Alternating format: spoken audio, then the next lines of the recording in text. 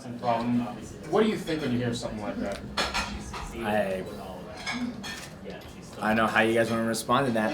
It doesn't bother me. I think it bothers a lot more people out there than it does me.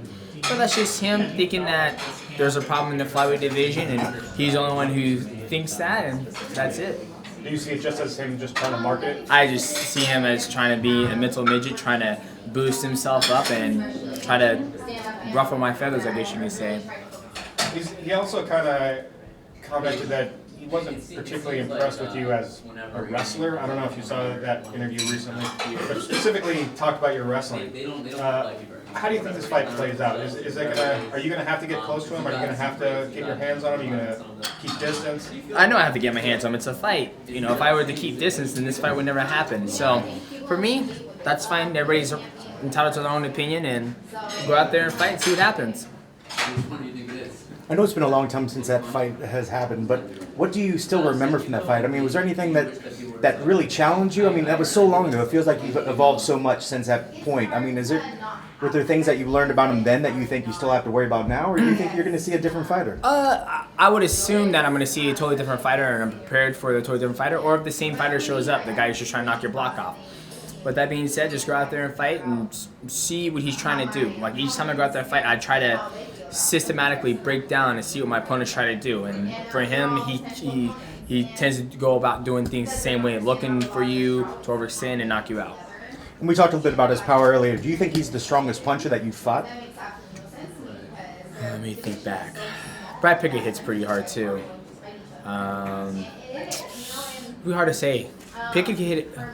He can punch, man. He's got a whopping on him. Granted, I took both their shots in different. It's different. If I was to take the shot standing like this from both guys, I'll probably say Pickett. If I was to take the shot from both guys and go like that, it's totally different. So it's hard to say.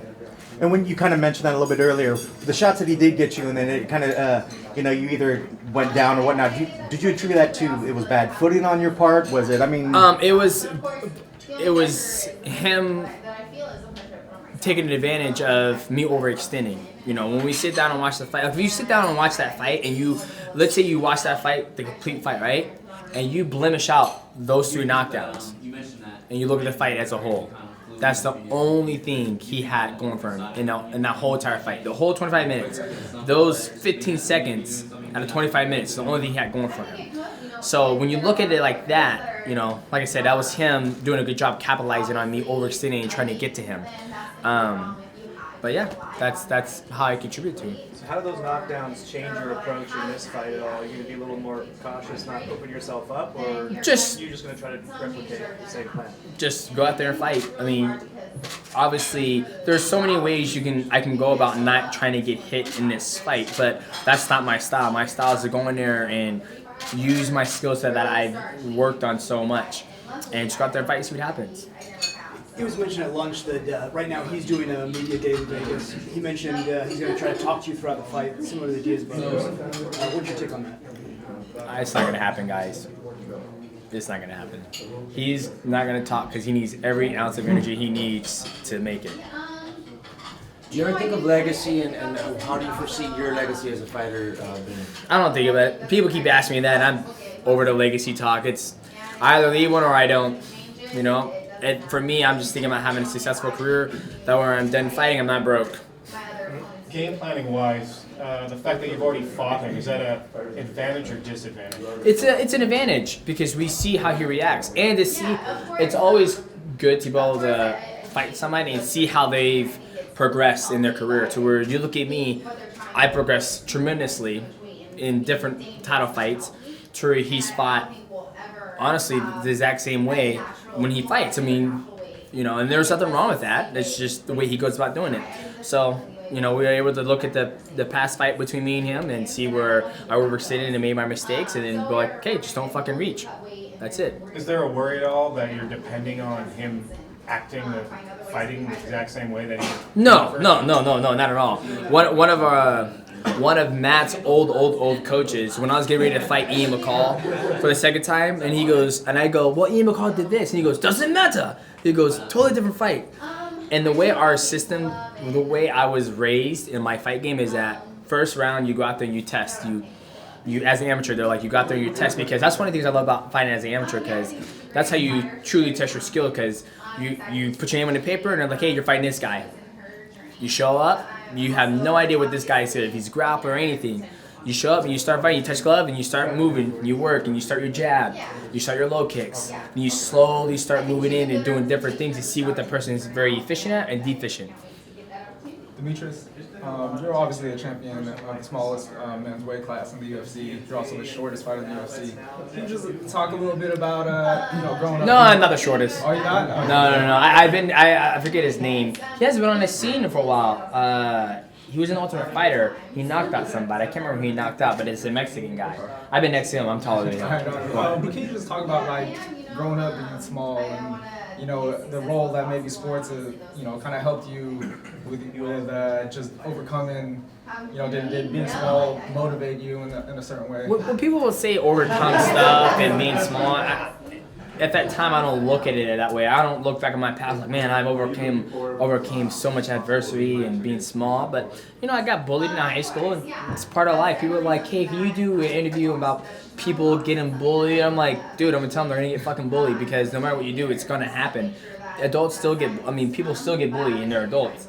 But it was sports was my outlet of just having fun and be able to stay active as a kid, and that's how I look back at it. Is it important to you do you see yourself as a role model to short people? Is that how you feel about me right now? Yeah, hell yeah. That's how you feel. But for me, I'm not going out there to, when I'm in the gym, I'm showing everybody, short people can do this. That's not what drives me, I guess you can say. What drives me is to be able to take care of my family and make some money, and to show I'm the best athlete in the world. Other than that, I'm happy that I can pursue that role, and be a figure for you or anybody else. But that's not something that's in the back of my mind right now. Just for everyone who can't see you, how tall are you? I'm 5'4". 5'4". He's got 1 inch on me. He's got 1 inch. We were talking before about how you're not a trash talker and you don't like buying into it, and you want to be true to yourself. Has there ever been pressure from either the UFC or sponsors or anybody to? No. There has not been pressure, but some media outlets they come to me and he always says, "Okay, if I told you can retire with $1 million or $15 million, what would you do? What would you want to retire with?" I'm like, "Well, obviously the $15 million." And he goes, "Come on, you start talking shit." And I was like, "Because it doesn't seem, I just don't want to go about doing it." And it's almost like there's just something I'm not into. Like, I don't know. I don't know. But it's now become your thing that you won't buy. No, it's not my thing. I mean, I can sit here and be like, okay, this. So I was talking trash about something, and then someone was like, so if you beat that person, what does that make you? Like, that doesn't make sense. So for me, it's just something I never do. Like, I'm a grown ass man. I mean, that's high school shit. Like when she was like, oh, well, she said this. No, I don't do that. Like, people come to me like, you see what Dodson said? I'm like, no. What did he say? I'm sorry, I've been doing other things in my life that don't concern that. So it's, and social media is like a platform to give people a voice when they don't need a voice in your life. Like, if I never had social media, no Twitter, I'm debating on closing my Twitter and my Instagram, because I might keep my Instagram up because I actually see cool things on there. But there's no reason for me to have social media. Like, there's literally no reason for it. Like, if you need to get a hold of me, you either have my number, you call Dana White and he'll give you my number if you validate. Other than that, I see no reason why I need social media. If I need news, go to yahoo.com. When did you kind of draw that line between being a prize fighter, making as much money as you want for your family, and not being true to yourself? Was it a Matt thing, or is it, you know what I'm trying to say? Yeah. There's a line. There's a line, but at the same time, when you say prize fighter, I feel like you're saying I'm in an entertainment business, which I am in an entertainment business, but I don't see this as entertainment, because entertainment, you go to Cirque du Soleil, it's a show, and they're doing their thing, and after the show, they go home. But for me, fighters have more of an emotional attachment to this entertainment business because we're putting our bodies on the line. So we get hurt when we go home, and So it's kind of hard for me. I don't know. Like it's a tough question to answer to give you what I'm trying to. Like I don't see myself as a prize fighter. Like, you know, yes, I fight for money, but I don't see that as my prize. I see it as my income. Like so, that's a hard question to answer. But did this kind of, I don't know what you want to call it, but did this come from Matt, your training, or did it start just when you were in high school? You know what I mean? Like, Oh, not talking crap or? not talking crap, just kind of being, just showing it in the cage and not. That just comes from Matt. Matt was a fighter who never talked crap. You know, he would go out there and he would fight. There was a guy who talked crap to him, who was running his mouth, I'm gonna beat Matt, and then when they got in there, Matt broke his arm. Even though they told him to stop it, Matt literally broke his arm. He goes, all right, we're done, bye, see ya. And that was it, and that's how he left it. I'm not saying that's what I'm gonna do because I'm gonna find and shit, but if I could, I would. You mentioned Matt competed in Abu Dhabi. Just for fans out there who are into jiu-jitsu, did you watch the ADCC this last weekend? I did not, unfortunately. I saw Ben Henderson had he didn't do as well. I talked to Bibiano Fernandez and I tell him he should do it. He goes, no, not yet. I potentially want to do it, but when I see the weight class 145, it's grappling. So I mean, I'll have to deal with the weight, but it's something I might want to do in my future. The last fight went 5 rounds, and maybe that kind of empowered Dodson that he thought he could maybe talk and maybe show that it was closer than anything. Is a win all that's desired out of this, or is there more desire to maybe get a finish, get a submission, just so you can kind of say, all right, that's it? There's always a desire to finish somebody, especially since he's never been finished before. Like Kyojo Horiguchi, he's never been finished. John Moraga has never been finished. Joseph Benavidez has never been finished. So there's kind of like a little itch in a bug in me where it's like if I know I have the cardio and I know I have the technique and skill set. It might not be that one punch, but that's not all it takes to finish a fight. Submission can finish a fight. Herb Dean can step in like, all right, you get your ass whipped too. You saw what happened to Hannah Broad. He was like this, and TJ was like right, left, right, and he didn't have the power to hit him once and put him to sleep. But eventually, there's other ways to stop the fight. But that's the goal. 2 more questions, gang. What do you favor more? What's the element of your game right now? Every time you fight, we see you all over the place. We see you wrestle, we see you strike. What's the element of your game right now that you focus on the most and that you want to? All of it. It's mixed martial arts. It's mixed martial arts. Like literally, like when I spar Matt, I wish they would have showed you guys. It's funny because when they come out and they shoot the countdown show, they shoot for 2 days, and there's so much stuff that they didn't even show that I felt that could have sold the fight a lot more. But when I'm sparring with Matt makes me go through everything. Like it's not just okay, we're in a box. When we do MMA, it's everything. What are some of the things that they didn't show? Was it sparring? Oh fuck, man, no, they didn't show me going into it, stating facts, as you guys might call it, talking trash about the first fight with Dodson.